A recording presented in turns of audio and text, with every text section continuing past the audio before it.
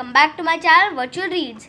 We are going to make another video of the series of short stories. In this series, I read stories from these two books. These two books are compilation of short stories written by different authors. And the first video of this series was shot in the Bedford video. I will give you the link in the description below. So, we will begin. And today we have to read from 15 short stories. The story I am going to read is a very short story. It's The Moonbeam. It's barely 2 pages. P.S. We might do a Diwali special. So, let's begin. The moon beamed and the beam slid gently down to earth. It landed in a clearing in the woods where only little creatures lived. The birds, the squirrels, rabbits, and the deers. They saw the beam sliding down and gazed starry-eyed in wonder. It came down so softly, not making even the slightest sound, looking like a luminous gossamer veil. Yet when a pink-nosed rabbit stretched out his paw to touch the airy veil, there was nothing there to touch. It was there, and it wasn't there. In awe, the creatures encircled the beam, not knowing what to do, till a tiny little bird flew around it, twittering, the beam, the magical beam." And as if on cue, all the creatures started dancing around the beam, singing, the beam, the magical beam." Then as suddenly as they started, they stopped. "Hush," whispered the wide-eyed doe, and the leaves on the trees stood still. "Hush," murmured the snow-white rabbit, and the wind in the air stood still. Then was when all was silent. 2 little squirrels, littlest of them, tiptoed into the bean.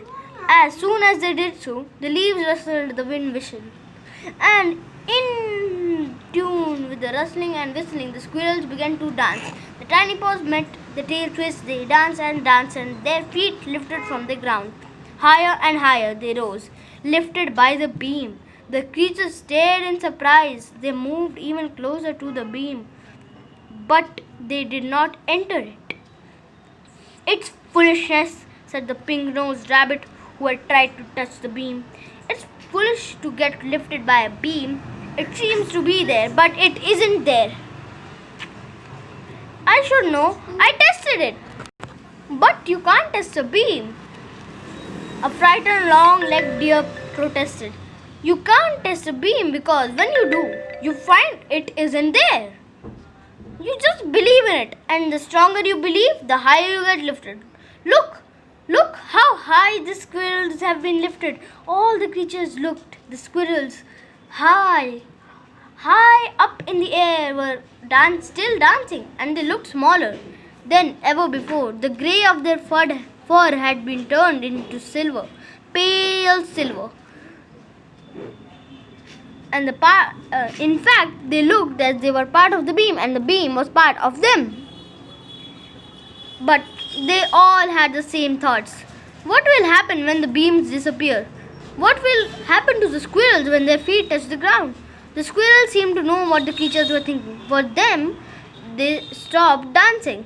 They looked down and saw the creatures. They saw the trees and the beam. They looked and they saw one another. Then they swiftly flew into a hole in the tree which was their home. The beam followed them. And then night turned to day and the beam disappeared.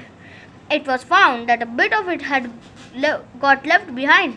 It was in the tiniest squirrels. It was about them and inside them and never left them. So that when their feet touched the ground, they touched, but it seemed they didn't. They were protected, and it was a magic that you can believe. Thank you, and I will see you in the next chapter of my channel.